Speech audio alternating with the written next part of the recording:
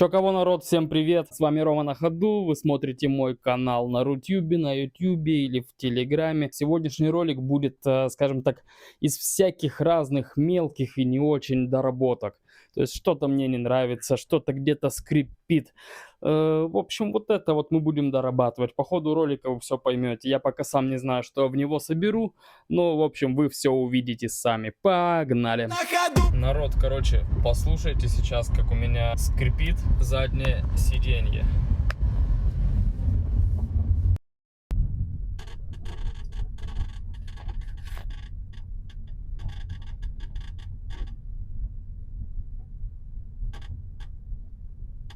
Вот такая вот штука получается, скрип. Очень отчетливо слышен на кочках. Я плюс-минус понимаю, что это такое. Заказал антискрипную ленту. Надо будет немножко поработать. Рома на ходу! Рома на ходу! Так, ну вы уже, скорее всего, послушали, как скрипят задние сиденья в дорогах вот на кочке. Я уже определил, откуда этот звук идет. Послушайте.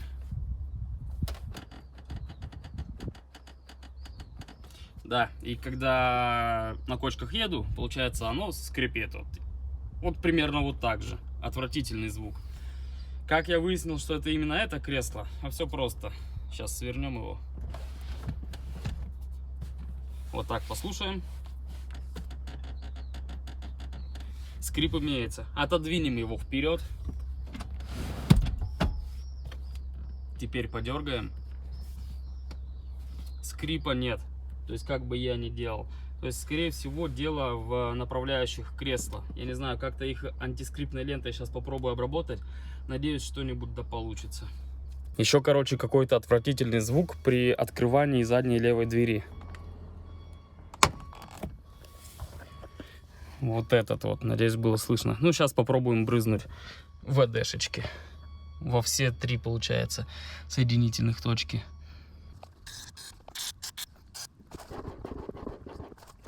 Короче, звук пропал. Не знаю, было видно или нет, как я забрызгал. В общем, во все, вот в нижнюю петлю, в верхнюю петлю и в ограничитель двери я брызнул ВДшечки. Ну, посмотрим со временем, как будет. Сейчас этот звук ужасный пропал. Так, ну не знаю, сейчас попробую на самый край сантиметров 10 отрезать. Вот этой ленточки приклеить по обе стороны. И посмотрим, что будет.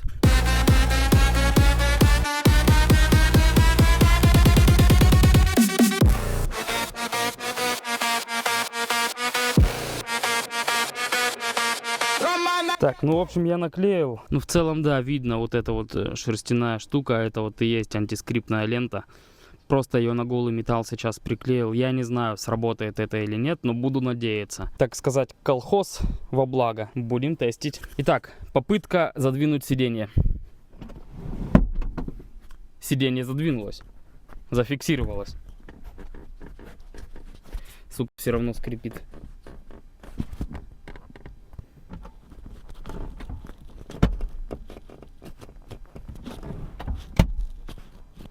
Вот на этом положении оно уже не скрипит.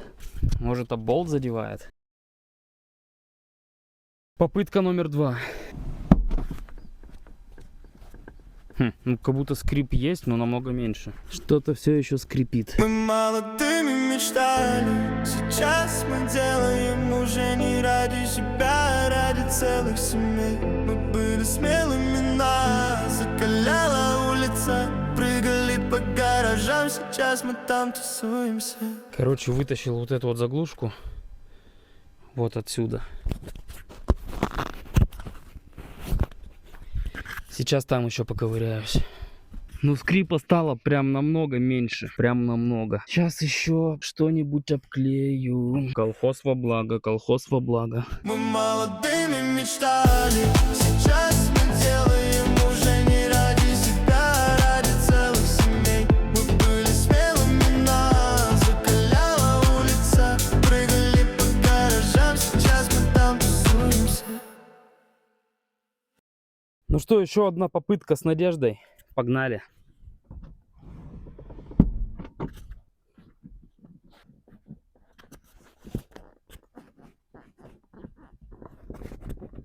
Ну вот звук как будто бы уже полностью этот пропал, скрипучий. Ну как полностью, слышно что-то там, но пока я не знаю больше, что делать. Может прикатается. Но все же последний штрих я внесу. Для достижения максимальной тишины я убираю лишнее, скрипы и шумы. Проклеиваю все места соединений специальной лентой. Это колхоз во благо, благо, что незаметно. Да, Жигули ты посади на карантин. Я во всем черном, как будто император Палпатин. Только вот галактику пока еще не захватил. Ведь сперва надо тачку до идеала довести, а потом купить гараж квадратов на 50, чтобы тоже с комфортом, а не то, как я сейчас. Тут жара невыносимая, но лучше так, чем ливень. Несу сюда свой бивень, это все равно стильно. Чтобы я не начинал, всегда веду до конца. Мне уже 31, а в душе тот же пацан. Не учился на высшем, учился всему и сам. Интересов все больше и ярче искр в глазах. О, да. Еще одна попытка, и я сдаюсь. На сегодня. Ну что-то где-то поскрипывает. Посмотрим, может со временем уйдет этот скрип. Пока меня не очень устраивает все, что я сделал. Через пару недель, может, продолжу, еще что-нибудь сделаю. Короче, народ, смотрите, я не показывал этого нигде, но вот здесь есть вот такая вот суета. Сын мой, я знаю, ты не виноват, но боль твоя. Будем решать, в общем, проблемку. В общем-то, я уже нашел краску с лаком ровно в цвет кузова. Я пробил по ВИН-номеру на сайте BimmerWork и выдался цвет Alpine Vibe 300. Забил просто название цвета на Озоне и сразу выскочил бутылек с краской и лаком в комплекте. Всего за 350 рублей что-то. Поэтому как придет, либо в этом ролике я покажу, как я подкрашиваю, ну, либо в следующем уже будет, смотря когда придет. Короче, народ, сейчас еще покажу вам некоторые запчастюлины, которые я заказал, скажем так, чтобы довести тачку до идеала. Распаковочка небольшая. А ножницы где?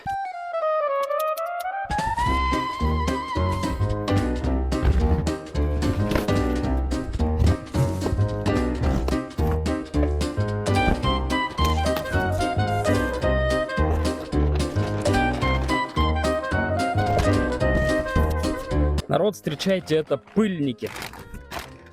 Это пыльники с отбойниками на стоечке. От фирмы Lynx. Ну, упаковку я вскрывать дальше не буду, как бы очевидно понятно, да? Резина мягкая, выглядит вполне надежно, как будто бы. Сейчас покажу, что у меня там по пыльникам.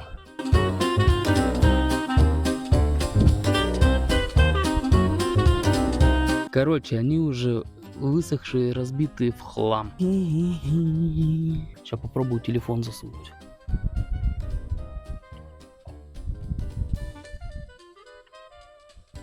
Я надеюсь, вы что-нибудь увидели.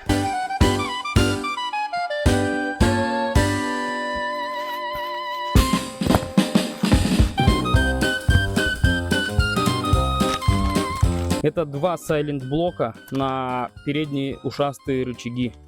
Точнее, на передние ушастые кронштейны от рычагов. Вот так вот правильно будет сказать. Они у меня немножко потрескавшиеся. Фотки покажу где-нибудь. Где-нибудь покажу, короче. Silent Block Mini BMW. Это салонный фильтр Cabin. Наверное, поменяем мы его прямо сейчас. Итак, сейчас я пойду менять салонный фильтр. Для этого мне потребуется трещотка с головкой торкс на 15. Ну все, сейчас я пойду менять салонный фильтр. Для этого мне понадобится трещотка с 15 торксом и сам салонный фильтр. Чтобы добраться до салонного фильтра, нужно с водительской стороны, неважно правый руль или левый руль, нужно открутить один болт. Вот на этой вот крышке. То есть слева от подножника в данном случае.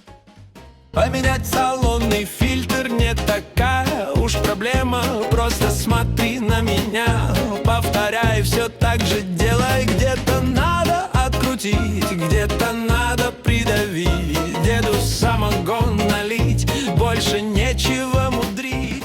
После того, как вы открутили болтик, нужно снять пластиковую крышку. Мужики, запоминайте, как меняются салоники. Подписку оформляйте, меня это так заводит. Но не то, о чем подумала тут большинство из вас. Я нормальный, я не папу, чиню свой тарантас. И получается, в самом дальнем, в самом неудобном месте мы видим крышку корпуса воздушного фильтра. И сейчас нам нужно открыть и достать старый фильтр. Кстати, для удобства, наверное, мне надо было убрать коврик. Но чтобы мне не биться коленями об землю, где я сейчас буду ковыряться, я надел наколенники.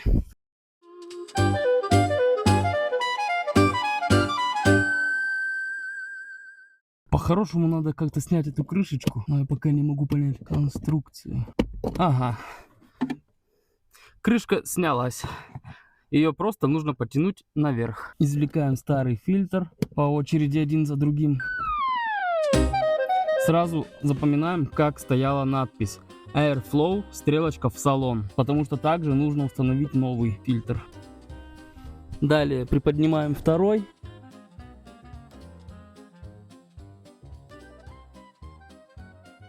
Все, победа, мы вытащили фильтра.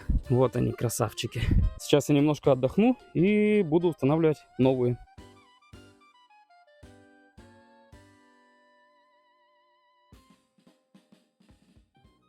Ну что, берем фильтра и за работу. Ха, я выдержку ударил ногой. Пу-пу-пу. Чтобы установить новые фильтра, нужно взять в руки фильтр, проверить стрелочки Airflow, чтобы они указывали в салон. Медленными, но уверенными движениями нам нужно его туда зафиксировать, не повредив при этом гармошку. Так, один уже почти есть. Так, один есть, мы его погружаем вниз. Все, он надежно зафиксирован внизу. То же самое со вторым фильтром. Но здесь уже сложно ошибиться. Здесь есть на этом фильтре специальная вот такая вот штучка, которая должна остаться, так сказать, со стороны водительской части. Поэтому такими же уверенными, но аккуратными движениями вставляем второй фильтр. После того, как все установили, нам остается просто установить крышечку на место.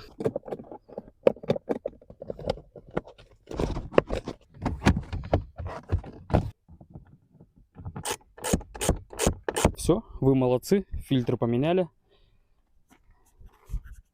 Удачи на дорогах. Из-за того, что фильтр не очень удобно менять, потому что он вообще находится в глубине машины, я очень сильно припотел. На улице у нас опять жаришка сегодня.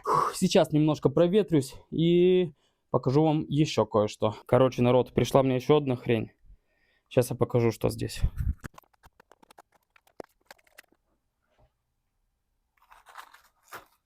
Короче, это маленький кусочек виниловой пленки, которую я бы хотел попробовать использовать в качестве антихрома. А почему?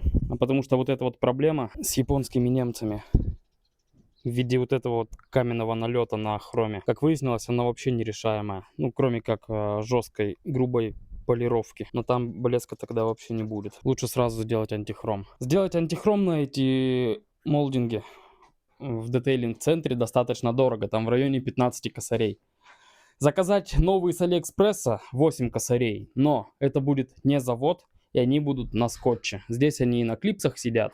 По сути, если я их выдерну и поставлю алиэкспрессные, они будут сидеть на скотче. Но это такое себе прям. И я решил за 200 рублей взять кусочек пленки, попробовать сделать самому антихром. Сейчас проверим на каком-нибудь элементе, получится это или нет.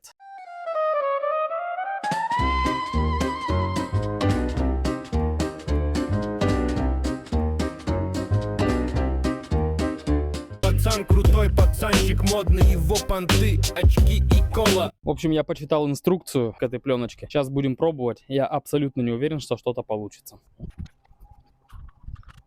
Сейчас, короче, вот эту вот располовиню. Если вдруг получится, то будет у меня часть и на эту сторону, и на ту сторону, мало ли. Ну, очень криво, но я отрезал. Я подготовил мыльную воду, тряпочку, ракель и резиновую хрень. Ну и кусок пленки отрезал. Звоните своим соленым морям и расскажите, что их злодеяния скоро будут забыты навсегда. Ну и пусть они испоганили хром, зато в черной пленке теперь буду заезжать во двор. Круто.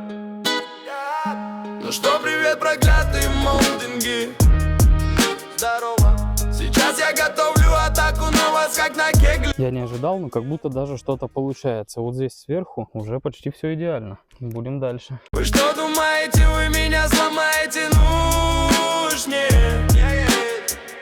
Я купил виниловую пленку за 200 Вот тут рублей. что туда получается. Сейчас возьму фен, пройдусь немножко. Короче, народ, я уже почти собрался, прибрался немножко. В общем, не очень-то у меня получилось с пленочкой. Смотрите сами. Почему-то по краям, сверху и снизу, она отходит. Я, конечно, клеил без опыта, без знаний, без инструкций каких-либо. Может, я чего-то не знаю. Ну, я поэтому и покупал маленький отрезочек. Чисто на пробу. Блин, но выглядит все равно классно. Сейчас денек покатаю, завтра, если что, оторву ее. О, она даже не зафиксировалась. Я не знаю почему. Может быть, кстати, да, сейчас покажу. Я достал фен, хотел просушить было пленку. До машины далековато от розетки. И я нашел вот такой вот удлинитель. Но он почему-то сказал, что не хочет работать сегодня. Может быть, стоит просушить феном края и приглаживая их в этот момент.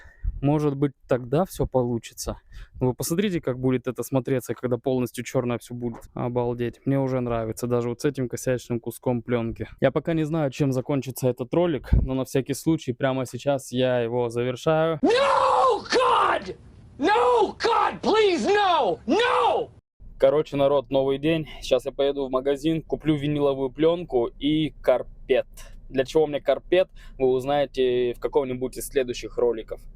Это будет интересно. Ну, для меня, по крайней мере. Сейчас, пока еду, хочу проверить, будет ли скрипеть заднее сиденье. Потому что вчера, когда я ехал из гаража домой, скрипа мною замечено не было. Надеюсь, все-таки мои манипуляции с лентой антискрипной помогли. Буду держать в курсе. Ну что, народ, я вернулся из магазина, купил пленочку. Мне снова помог магазин Автолайт. Там реально все намного дешевле, чем на Озоне. Буду, наверное, туда ездить по автомобильной тематике. А сейчас хочу показать результат моей недавней оклейки антихромом. Я удивлен, но края местами приклеились, потому что солнышко их прогрело. Видимо, все-таки реально дело в обогреве. Сейчас фен я подготовил, удлинитель взял с собой. Буду экспериментировать дальше. А вот и удлинитель. Ну что, народ, сегодня я подготовился, взял удлинитель с собой. Сейчас начнем, помоем поверхность сначала и начнем уже готовиться к обклейке. Кто не понял, это другая сторона. Я на вид как ключ зажигания, пыльный район, мое воспитание. Винил в руках, это не украшение. Антихром сам стиль без объяснения. На мне черная панама с улиц, где правит не драма. Карма, дым в боксе, но мотор не встал. Рома на ходу, ты ж знал. Скрип сиденья, звук привычный. Плющ трещит, как флоу столичный. Не влез в тренд, я влез в момент. Грайм как проект, я как элемент. На шнурках мой стиль как Nike.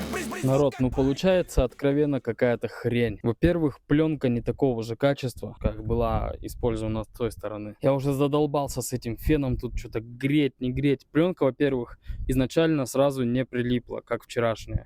Вчера она прилипла, я сразу ее смог хотя бы форму придать. Сейчас нифига не получается. Ни с феном, ни без. Я думал, все пленки одинаковые, но, видимо, все-таки нет.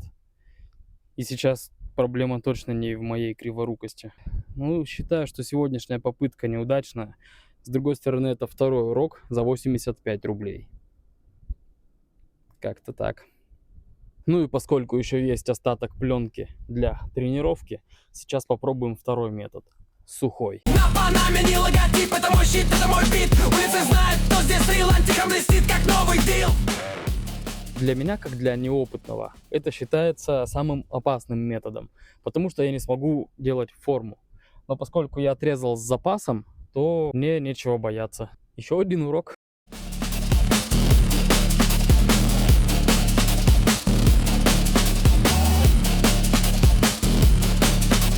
Короче, народ, хорошие новости. Сухой метод приклеивания, походу, подходит мне гораздо больше, чем мокрый. Потому что я наклеил за 10 минут, не матерясь абсолютно. И как будто бы даже ровненько. Смотрите.